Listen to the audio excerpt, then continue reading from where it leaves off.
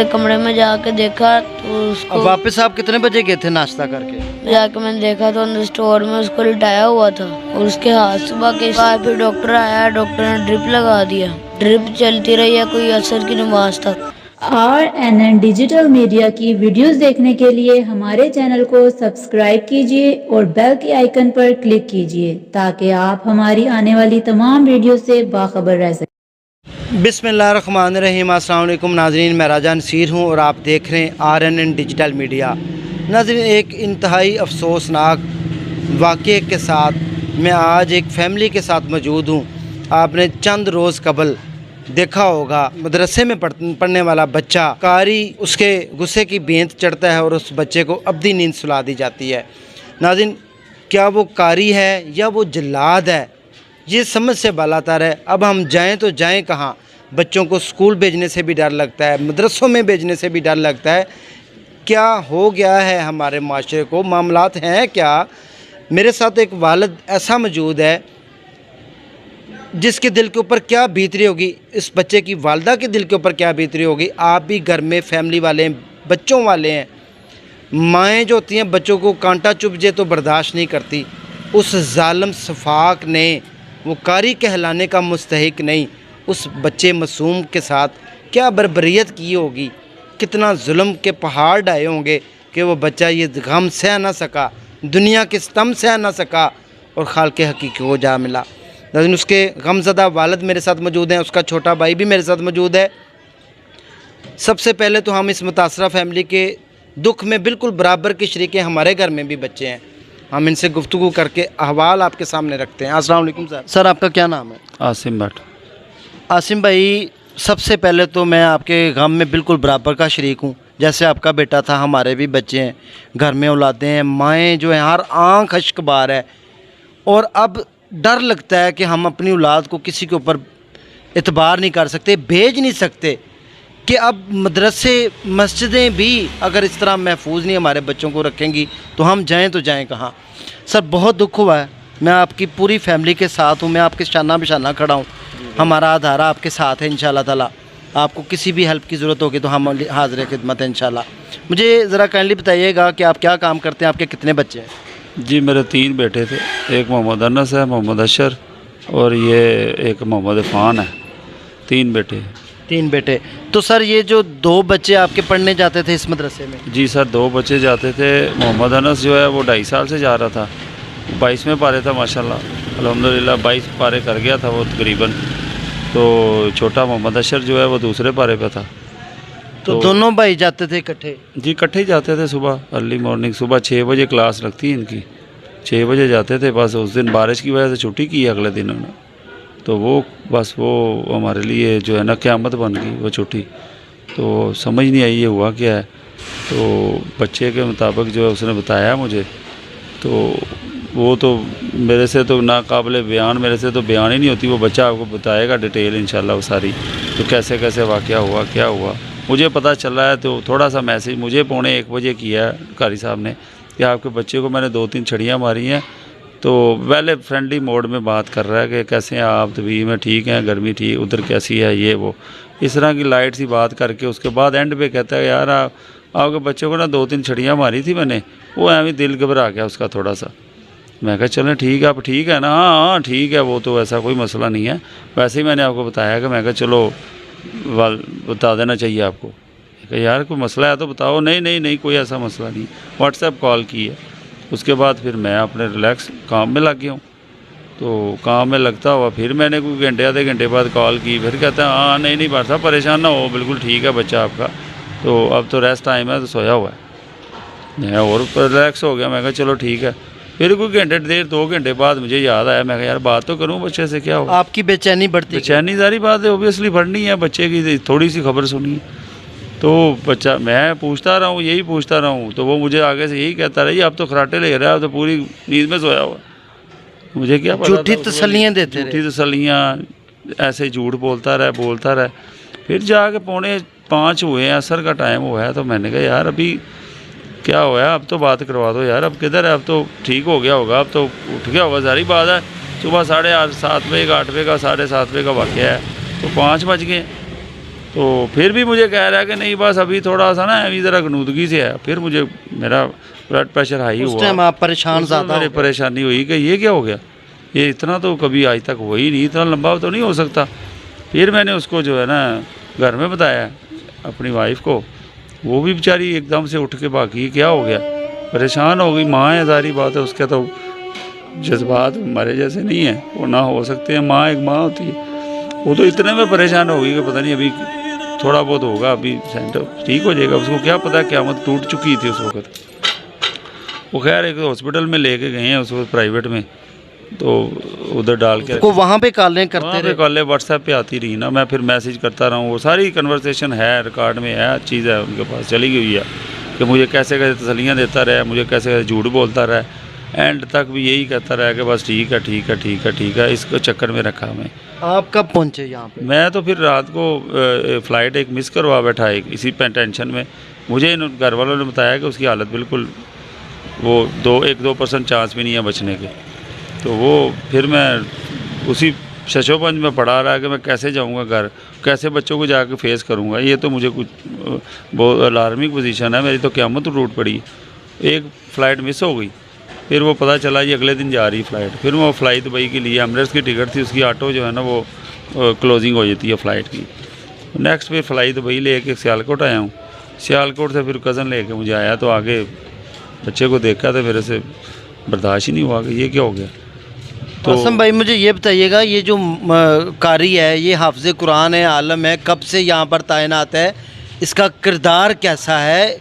एक मतलब उस्ताद जो होता है वो वालिदैन का रुतबा रखता है, मोहब्बत करता है, शफ़क़त करता है बच्चों के साथ। हम भी पढ़े हैं बचपन में, मतलब इतनी ज़्यादा उसने सख्ती कर दी। सर ये समझ से बाहर हो गई ना बात। ये तो हैपेंड हुआ है जो मेरी से ज़हन व गुमान में भी ऐसा नहीं हो सकता कि इतना तशद्दुद आज तक तो ना सुना है हमने, तो ना देखा है।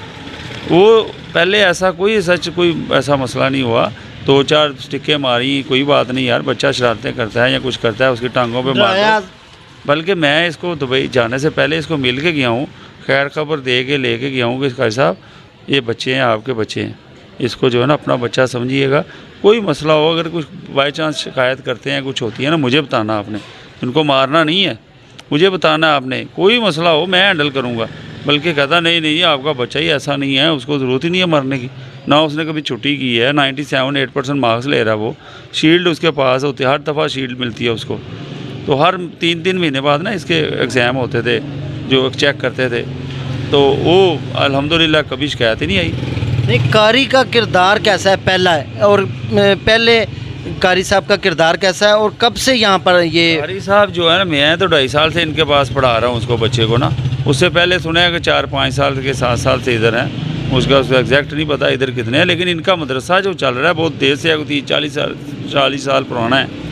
मेरे कई कज़न भी पढ़े हैं इधर से, मेरे बुज़ुर्ग थे बहुत हो गए हैं, वो भी इनके जो है ना मुंतज़मीन में से थे, इंतज़ामिया में थे, जो कि इनको मदरसे को बनाने वाले थे। बल्कि मैं इनको तो बड़ा सपोर्ट भी करता रहा हूँ, फाइनेंशियली भी, सारा कोई कंस्ट्रक्शन में सारा कुछ करने में। तो हमारा तो ये किरदार रहा है इसको जो है ना प्रमोट करने में। तो वो ये तो समझ ही नहीं आई ये हुआ कर कैसे दिया, इतना तशद्दुद, इतना जुल्म। जो बाद में रिपोर्ट आई है वो नाकाबिले बयान है, जिसमें इतना तशद्दुद हुआ है, हेड इंजरी 2 जगह से। फिर इसके पीछे जो वेन होती है जो ऊपर दिमाग को जो चलती है, जो सपोर्ट करती है, जो ब्लड जो सर्कल करता है, वो मेन डैमेज हुई है। फिर पीछे 2 मेन जो वेन होती है, पसलियाँ 3 टूटी हुई हैं, 7, 8, 9। फिर उसके पसलियाँ टूटने के साथ उसके लंग्स जो हैं, वो एक लंग्स जो है वो डैमेज हुआ है। फिर किडनी एक फेल हो गई हुई है, फेलवर हो गया उसका। फिर बैक बोन पे जो है ना चोट लगी हुई है। यानी वो पोस्टमार्टम रिपोर्ट में ये सारी 13 इंजरीज है। आसम भाई मुझे ये बताइएगा कि पुलिस वाले तावन कर रहे हैं? जी बिल्कुल, पुलिस वाले तो माशाल्लाह कर रहे हैं तावन, अभी तक तुम्हारे साथ बिल्कुल सही चल रहे हैं। आपकी उस दरिंदे सफाक कारी से, मैं उसको कारी तो नहीं कहूँगा, कारियों के नाम के ऊपर दब्बा है, उस सफाक दरिंदे से भी मुलाकात हुई है? सर उस दरिंदे से मैंने पहले दिन जब आया हूँ तो मुझे तो मेरा तो हाई ब्लड प्रेशर हो गया था। मैंने उसके बाद मिलने की कोशिश की है, सिर्फ जो है ना उस वक्त मुझे हालात का ये आइडिया नहीं था कि मेरे साथ हो क्या गया है। उसको तो पता था मैंने क्या किया हुआ। मैंने उसको पकड़ने की गिरेबान से कोशिश की है, लेकिन वो पुलिस वाले कहते हैं यार आप कानून हाथ में ना लो, ऐसे ऐसे जो बात करनी है आप कर लें। मैंने उससे पूछा यार आपने क्या किया ऐसा जो इतना जुल्म करने की क्या ज़रूरत पेश आ गई थी। बस वो बोलता ही नहीं जी आगे से, मैंने तो यही किया, मैंने तो इतना कुछ नहीं किया, मैंने इसने उस वक्त अभी बच्चा कश्मकश में था। मैं कहा शायद कोई अल्लाह ताला आसानियाँ कर दे, लेकिन वो दरिंदे को फिर वो उन्होंने पीछे कर दिया। उसने कहा बस इतना ही है, ज़्यादा मुलाकात नहीं करवाई उन्होंने मेरी ना। वो थाने में अब हिरासत में है जी जी और इंशाल्लाह ताला उसको उसके किए की ज़रूर सज़ा मिलेगी और मिलनी भी चाहिए, ताकि इबरत का निशान बने। बच्चे हैं हमारे, मासूम नन्हे फूल होते हैं, ये तो गुनाहों से भी पाक होते हैं।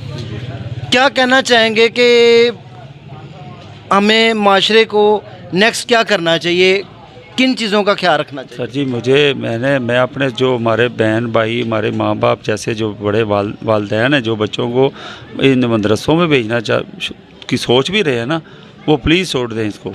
एक अच्छे अदारे में पढ़ाएं, सिस्टम में पढ़ाएं, जिनका एक सिस्टम है, जिनकी एफिलेशन है, जिनका एक किरदार है, उनका बैकग्राउंड चेक करें, उनके कारी साहबान का तरबिया याफ्ता है कि नहीं है वो चेक करें।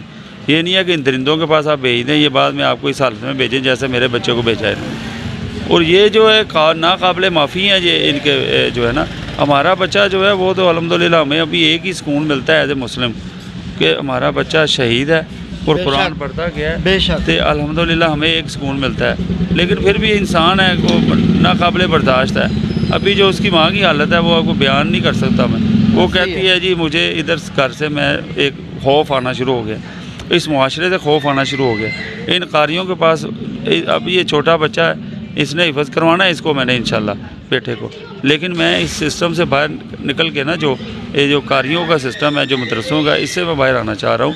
और मैं गवर्नमेंट से भी अपील करता हूँ, सीएम साहब से अपील करता हूँ, आईजी पंजाब से अपील करता हूँ, और पीएम साहब अगर मेरा पैगाम सुन रहे हैं, इतने बेशुमार चैनल आए हैं, बेशुमार चैनलों ने रिकवर किया है, कवरेज दी है हमें, लेकिन अभी तक मेरे पास कोई मिनिस्टर या कोई सीएम या कोई किसी ने आके अब तक पूछा ही नहीं कि यार आप के साथ इतना बड़ा सान्या हो गया, पूरे मुल्क में क़यामत सा समा पड़ा हुआ है। मुझे घर घर में वालदैन जो माएँ बेचारी रो रही हैं कि इतना जुल्म हुआ है, लेकिन अब तक आके अभी तक मुझे किसी ने पूछा भी नहीं, कि दिलासा भी नहीं दिया कि यार आप फिक्र ना करें, हम आपके पीछे खड़े हुए हैं। वहाँ सिवाय सिर्फ जो हमारे इलाके के थानेदार जो मिलत पार्क के हैं वो कर रहे हैं कोऑपरेट, अभी तक वो हमें तसल्ली दे रहे हैं। इंशाल्लाह आपको इंसाफ मिलेगा, और इंशाल्लाह अगर इंसाफ मिलेगा तो इंशाल्लाह जो है ना हमारा जो है ना दिमाग जो है ना इधर कोई सेटलमेंट कोई दिमाग मानेगा कि हमने मुल्क में रहना है। अगर ना इंसाफ अभी भी ना बिना इतना ज़्यादा सबूतों के बाद भी सारा कुछ एक शफाफ चीज़ें सामने है, पोस्टमार्टम रिपोर्ट भी है, उसके अगर उस फिर भी ना कुछ इंसाफ मिला तो फिर क़यामत ही है, फिर समझे कि क़यामत आ गई है। नाज़रीन, इस बुसीदा निज़ाम से छुटकारा पाना भी इंतहाई ज़रूरी है, और ऐसे सफाक जो हवस परस्त लोग हैं इनको तैनात नहीं करना चाहिए ऐसे मदारस में, बल्कि मेरिट के ऊपर काम करके अच्छे नौजवान पढ़े लिखे बाशऊर, जिनको छोटे बड़े यानी कि जानवरों के अंदर इंसान को अल्लाह पाक ने अशरफुल मखलूक़ात बनाया है कि तमीज़ होती है। वो हमें बड़े बुज़ुर्ग कहते थे मारे को डराया चंगा है, मारे से डराया चंगे वाला जो बंदा है उसको तैनात करना चाहिए, ताकि इस तरह का दिन ना माँ बाप को देखना पड़े। अब बच्चा हाफ़िज़े कुरान बनने गया था और फूल कब्रिस्तान से जन्नत में सीधा चला गया। नाज़रीन, आइए उनका छोटा भाई मौजूद है, उससे अहवाल जानते हैं कि वो सफाक दरिंदा कारियों के नाम के ऊपर एक डब्बा, उसने इस बच्चे को क्या कहा, ये साथ ही था बच्चा, आंखों देखा अहवाल बताता है। क्या नाम है आपका? मोहम्मद अशर। बेटा आप भी साथ जाते थे भाई के? हाँ जी। उस दिन क्या वाक़या हुआ था? उस दिन हम गए हैं तो कर साहब आए हैं, हम 6 बजे चले गए थे, कर साहब 7 बजे आए हैं। तो आए हैं तो हम सलाम लेने चले गए, तो कर साहब ने सलाम का जवाब नहीं दिया, तो हमें कहते हैं जाके सोटी लेके आओ भाई को। तो वो गया सोटी लेके आया, तो उन्होंने उसको भी मारा, मुझे भी मारा, तो वो बेहोश हो गया। तो उसके बाद उसको उठा के अंदर ले गए पीछे स्टोर में। आपको ज़्यादा मारा था या आप भाई को ज़्यादा मारा था? एक जितना ही मारा था उस टाइम, बराबर दोनों को मारा? हाँ जी। अच्छा, उसके बाद उधर और भी बच्चे थे? सारे बच्चे उधर ही मौजूद थे। ठीक है। तो उसके बाद उसको कमरे में ले गए थे उठा के, तो आधे पौने घंटे बाद उसके अंदर से चीखों की आवाज़ आ रही थी कमरे के अंदर से? हाँ जी। 10-15 मिनट उस कमरे में कोई नहीं था? और थे दोनों कार साहब अंदर थे, कारी शुएब और कारी इब्राहिम। तो 10-15 मिनट से चीखों की आवाज़ें आती रही है। तो हमने कोशिश किया दरवाज़ा खोलने की, बाहर निकलने की। दरवाज़ा बंद थे, अंदर से भी बाहर से भी बंद था दरवाज़ा। तो फिर हम जाके बैठ गए। तो उसके बाद कर साहब आया, कहते हैं हमें लगा कोई जिन्नात का असरा, तो हम दम करवा रहे थे, इसलिए वो चीखें मार रहा था। तो उसके बाद मैं बैठ गया जाके। उसके बाद 11 बज गए, छुट्टी का टाइम हो गया। तो मैं घर जा रहा, कर साहब ने बुलाया। कर साहब कहते कहाँ जा रहे हो? मैंने कहा मैं घर जा रहा हूँ। कर साहब कहते क्यों जा रहे हो? घर नहीं जाना। मैंने कहा मैं नाश्ता करने जाना, सुबह का मैं नाश्ता नहीं किया। तो मैं फिर कहते चलो घर चल जाओ, लेकिन आपने घर जाके यही बताना जो आपका सारा वाक़या हुआ। अगर आपने ये बताया तो आपका भी यही हाल होगा जो आपके भाई का हुआ। आपको डराया उस टाइम? हाँ जी। ये कितने बजे का टाइम था? ये 11 बजे का। अच्छा। तो कहते आप घर जाके कह देना कि वो ना नात की तैयारी कर रहा है। तो फिर मैंने इस तरह कह दिया घर। फिर उसके बाद मैं वापस गया मदरसे। तो जल्दी चला गया। तो मैंने कमरे में जाके देखा तो उसको। अब वापस आप कितने बजे गए थे नाश्ता करके? मैं 12 बजे चला गया था, 1 बजे का टाइम, तुम 12 बजे वापस चला गया था। घर में मम्मा ने नहीं पूछा कि भाई किधर है? पूछा था, उन्होंने कहा था अगर आप घर जाके भाई ये कह देना कि वो नात की तैयारी कर रहा है। आपने कहा था यही फिर? हाँ जी। तो फिर मैं 12 बजे वापस चला गया। उधर जाके मैंने देखा तो अंदर स्टोर में उसको लिटाया हुआ था, उसी रूम में जिसमें मारा था? हाँ जी। तो उसकी टांगें उन्होंने रुमाल से बांधी हुई थी और उसके हाथ सुबह के इस तरह पड़े हुए थे, तो उसके अकड़े हुए थे। आपने देखा था? हाँ जी। तो उस हालत में भाई पड़ा हुआ था? हाँ जी। उसके मैंने पेट पे हाथ रखे तो फिर इस तरह हो गए थे, अकड़ गया था, जिस्म ठंडा तब भी हुआ था। तो मैंने कहा सर इसको हॉस्पिटल ले जा, लेकिन जा रहे सुबह का आपने दिल उठाया, कहते आप जाओ जाके बैठ के पूरा डॉक्टर आ रहा हो दे लेगा। तो उसके बाद फिर डॉक्टर आया, डॉक्टर ने ड्रिप लगा दिया। ड्रिप ख़त्म। आपने जब चेक किया आपको महसूस हुआ है कि आपका जो भाई है वो इस दुनिया फ़ानी से कूच कर गया है या मौजूद है या उसकी सांसें चल रही हैं? आपने क्या हालत देखी थी उस टाइम? उसका जिस्म तो ठंडा हुआ था। आपने चेक नहीं किया कि मैं देखूं कोई नब्ज़ वगैरह के, मतलब कोई सांस लेता हुआ आपको महसूस हुआ हो? सांस तो तब ले रहा था, तब उसके सीने से पता चल गया था ऊपर नीचे, और सांस ले रहा था तब। ठीक है। तो उसका मैं बैठ गया जाके। कोई आपको चोट वगैरह के असरात नज़र आए हों, जैसे कि नील पड़ा है या खून निकल रहा हो, कोई देखा हो उस टाइम आपने? नहीं, उस टाइम कोई नहीं निकल रहा था। अच्छा, फिर क्या हुआ? तो उसके बाद मैं जाके बैठ गया। कोई डॉक्टर आया, उसने ड्रिप लगा दिया। ड्रिप चलती रही है कोई असर की नमाज तक। उस ड्रिप कितने बजे ड्रिप शुरू हुई और कितनी देर चलती रही? 1:30 बजे शुरू हुई थी तकरीबन, असर मतलब कि 2 बजे तक शुरू हुई थी। ज़ोहर की नमाज के बाद आया था डॉक्टर, उसने लगाई थी 2 बजे तक। 2 बजे शुरू हुआ तो असर की नमाज तक चलती रही। 4 बजे तक? हाँ जी। तो 10-15 मिनट पहले ख़त्म हुई थी, जब अज़ानें हो रही थी तब उसकी ड्रिप ख़त्म हुई थी, मैंने देखा था। जब ड्रिप की बोतल फेंकने जा रहे थे वो बाहर, तब मुझे पता चला ख़त्म हुई है। तो उसने कहा था कि जब ड्रिप ख़त्म होगी तब होश आ जाएगी। ड्रिप ख़त्म हुई तब भी होश नहीं आई। तो उसके बाद जब नमाज हुई, नमाज के बाद मैं अंदर गया कमरे में, कर साहब ने बुलाया मुझे। तो उसके बाद तब उसको मैंने जब देखा, जिस्म उसका ठंडा हुआ था, उसके पाँव के नीचे इस तरह मला भी हो। आपने मला? हाँ जी। उस टाइम उधर कोई भी नहीं था भाई के पास? थे, एक और कारी अब्दुल वदूद था और कारी शेख था, कारी इब्राहिम और कारी यासिर, ये 3-4 कारी उधर मौजूद थे तब। तो आपके भाई की तब सांसें चल रही थी? तब नहीं मैंने गौर किया था, पहले तो चल रही थी ज़ोर टाइम। उस टाइम आपने गौर नहीं किया? आप परेशान हो गए थे उस टाइम हाँ देख जी। के? तो उसके बाद फिर उसको उन्होंने कुर्सी पे बिठाया, रिक्शा बुलवाया, रिक्शे पे उन्होंने ले गए, उधर बिठाया रिक्शे में बिठा कर हॉस्पिटल ले गए। तो आपने जब देखा रिक्शे में बिठा रहे हैं, वो कोई बोल रहा, कोई हिल रहा या कुछ मूवमेंट वगैरह? नहीं, उस टाइम कुछ भी नहीं? नहीं। फिर आपने घर में आके बताया था ये बात? उसके बाद मुझे अंदर बिठा गए थे मस्जिद में, कहते आप इधर हो। उसके बाद मगरिब की नमाज का टाइम हो गया, तो मगरिब की नमाज हुई है, तो तब मेरे दादा बू आ गए थे मुझे लेने, फिर उनके साथ मैं हॉस्पिटल चला गया। तो आपने सारा फिर वाक़या घर में आके बता दिया? हाँ जी। तो फिर कौन से हॉस्पिटल में लेके गए थे? पहले शायद वो कहते थे न्याजी में लेके जाना है, न्याजी से आगे फिर गंगाडाम ले गए थे। नाज़रीन, यहाँ पर आप अंदाज़ा लगाएं कि वो जो डॉक्टर आया है वो भी इन्वॉल्व है, उसको भी नहीं समझ आई कि बच्चा जो है वो किस तरफ जा रहा है, बच्चा किस क्रिटिकल कंडीशन से गुज़र रहा है। वो शायद डॉक्टर नहीं था, उस डॉक्टर को भी शामिल तफ्तीश करना चाहिए।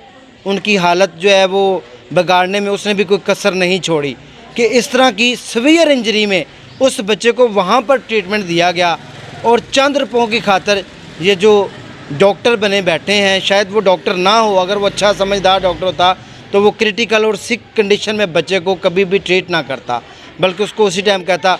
हो सकता है कि आसमान से गिरे खजूर में अटके, कारी के आधे तशद्दुद के बाद जो उसने ड्रिप लगाई, इंजेक्शन कौन से लगा दिए, बच्चा था, कम उम्र था, वो बर्दाश्त ना कर पाया। हो सकता है ये दोनों सारी वजूहात मिलके तो एक मासूम फूल वालिदैन से छीन लिया गया। नाज़रीन, बहुत ही अफसोसनाक वाक़या है। अब मैं 100 बार ये वीडियो देखने के बाद सोचेंगी कि हम आखिर जाएं तो जाएं कहाँ, बच्चों को पढ़ाएं तो पढ़ाएं कहाँ। कोई गली, कोई कूचा, कोई कोना, कोई मदरसा, कोई स्कूल सेफ नहीं रहा। नाज़रीन, बहुत ही दिल दहला देने वाले वाक़े के साथ, अफसोसनाक सानहे के साथ अपने मेज़बान राजा नसीर को इजाज़त दें। दुआओं में याद रखें। नेक्स्ट सेगमेंट में दोबारा मिलेंगे। जाने से पहले एक छोटी सी गुजारिश ये है, दुआ करें कि अल्लाह ताला इस वालिद को, इस बूढ़े वालिद को, इस बच्चे को, इसके दिमाग में एक चाइल्डहुड ट्रॉमा आ चुका है, जो इसने सारा कुछ देखा, जो आपको सुनाया, वो इसके माइंड में कहीं ना कहीं जाके फिक्स हो जाएगा। सारी ज़िंदगी इसको वो बेचैन करता रहेगा। और उस बच्चे के वालिद जो कि दुबई से अपना काम काज छोड़ के परेशानी में मुब्तला होकर फौरी तौर के ऊपर आए, सारी खुशियाँ जो है वो मांद पड़ गई, सफ़े मातम बिछ गया। वालिद के ऊपर क्या बीतरी होगी इनके दिल के अंदर घुस के मैं आपको बता नहीं सकता, मेरे पास अल्फाज नहीं है, वो मैं बयान नहीं कर सकता। नाज़रीन, दीजिए इजाज़त, दुआओं में याद रखिएगा। नेक्स्ट सेगमेंट में दोबारा मिलेंगे। इनके लिए भी दुआ करें, इनकी वाइफ के लिए भी दुआ करें। अल्लाह ताला इन घर वालों को बड़ा दिल दे, सब्र जमील अता फ़रमाए, इनको सब्र करने की तौफीक दे, बर्दाश्त करने की हिम्मत दे। अल्लाह हाफिज़।